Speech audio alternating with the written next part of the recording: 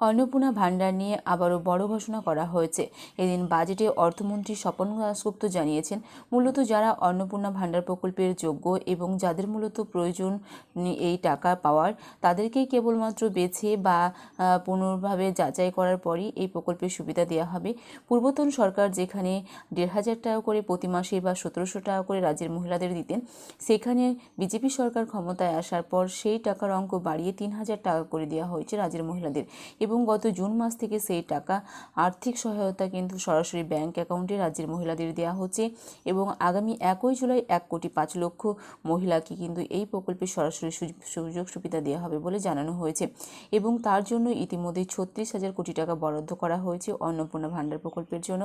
তো অর্থমন্ত্রী স্বপন দাশগুপ্ত এদিন জানিয়েছেন, যারা মূলত আর্থিকভাবে পিছিয়ে পড়া এবং এই প্রকল্পের উপযোগী রয়েছে, যাদের মূলত এই টাকাটির প্রয়োজন, তাদের জন্যই কিন্তু এমনভাবে অঙ্ক বাড়িয়ে শুধুমাত্র সেই সমস্ত মহিলাদেরকে রাজ্যের এই প্রকল্পের সুবিধা দেওয়া হবে এবং যাদের প্রয়োজন নেই, যারা এই যোগ্যের নয় এই প্রকল্পের সুবিধা পাওয়ার, তাদেরকে কিন্তু কাটছাঁট করা হচ্ছে এবং আবার কিন্তু পুনর্ভাবেও যাচাই করা হচ্ছে।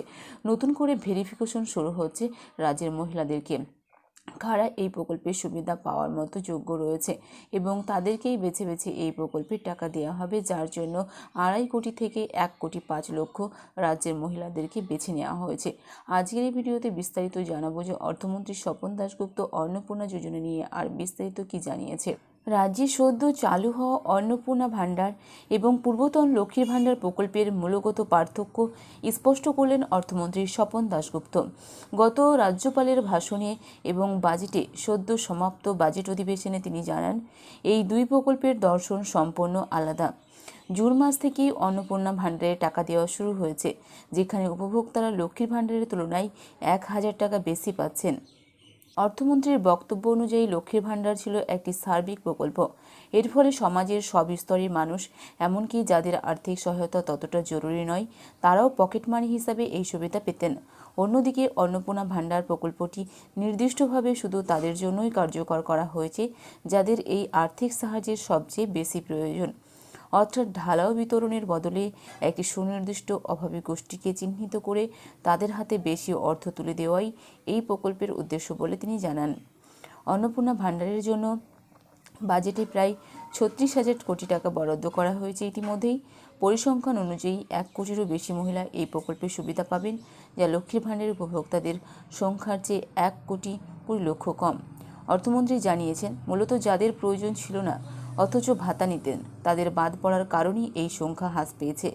এই নীতিগত পরিবর্তনের ফলে একদিকে যেমন রাজ্যের কোষাগারের উপর থেকে অপ্রয়োজনীয় আর্থিক চাপ কমবে, তেমনি প্রকৃত অভাবী মহিলারা আগের চেয়ে বেশি টাকার অনুদান পেয়ে আর্থিকভাবে বেশি সুরক্ষিত হবেন। পাশাপাশি রাজ্যের অর্থনীতির ভারসাম্য বজায় রাখতে কেন্দ্র থেকে ৬০,০০০ কোটি টাকা নিয়ে আসার কথাও জানান তিনি। লক্ষ্মীর ভান্ডার প্রকল্পে যেখানে রাজ্যের মহিলারা পূর্বতন সরকারের আমলে ১৭০০ এবং ১,৫০০ টাকা পেতেন, সেখানে বিজেপি সরকার ক্ষমতায় আসার পর রাজ্যের মহিলারা সরাসরি ৩,০০০ টাকা তাদের অ্যাকাউন্টে জুন মাস থেকে পাচ্ছেন এবং আগামী ১ জুলাই থেকে ১,৫,০০,০০০ মহিলাদের এই টাকা কিন্তু আর্থিক সহায়তা প্রদান করা হবে। কিন্তু যাদের প্রয়োজন এই টাকাটি, কেবলমাত্র তারাই প্রকৃতভাবে, যাদের মূলত প্রয়োজন এবং যারা আর্থিকভাবে পিছিয়ে পড়া এবং অভাবী, তাদের সেই সমস্ত মহিলাদেরকেই এই প্রকল্পের সুযোগ দেওয়া হবে। এদিন বাজেটে অর্থমন্ত্রী স্বপন দাশগুপ্ত এমনটাই কিন্তু বলেছেন, যারা প্রয়োজন নয় এবং এই প্রকল্পের যোগ্য নয় তাদেরকে কিন্তু বাতিল করে দেওয়া হয়েছে। ২.৫ কোটি থেকে ১.৫ কোটি বাদ দিয়ে ১,৫,০০,০০০ মহিলাদেরকে এই সুযোগ সুবিধা দেওয়া হবে, এমনটাই জানানো হয়েছে।